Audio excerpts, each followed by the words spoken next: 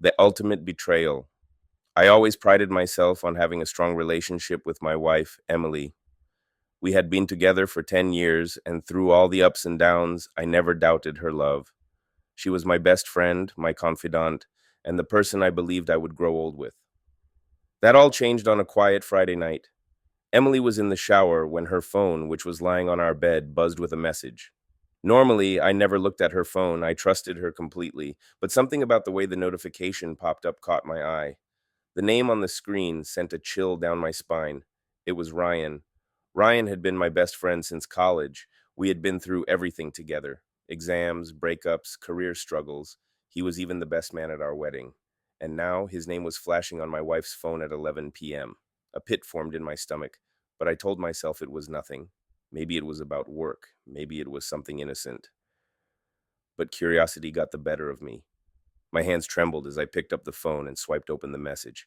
I can't stop thinking about last night. When can we meet again? My breath caught in my throat.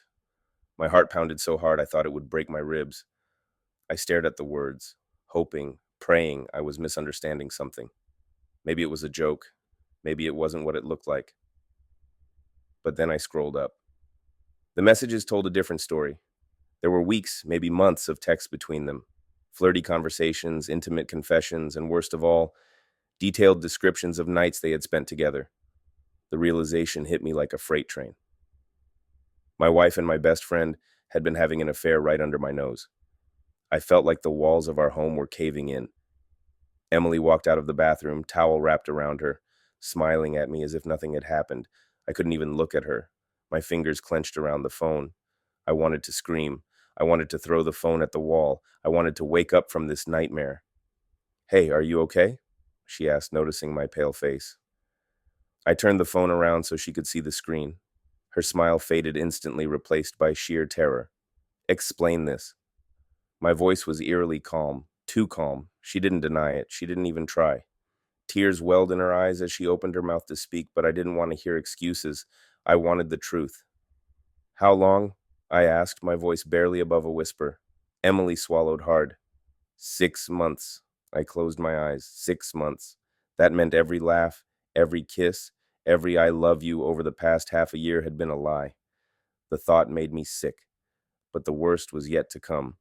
I thought I had reached my breaking point until I confronted Ryan. I drove straight to his apartment, my knuckles white from gripping the steering wheel. He opened the door, and the second I saw his guilty expression, I knew it was all true. "I trusted you," I spat, my voice shaking with rage. "I treated you like family." He sighed, running a hand through his hair. "I never meant for it to happen, man." That phrase pushed me over the edge. I lunged at him, grabbing him by the collar.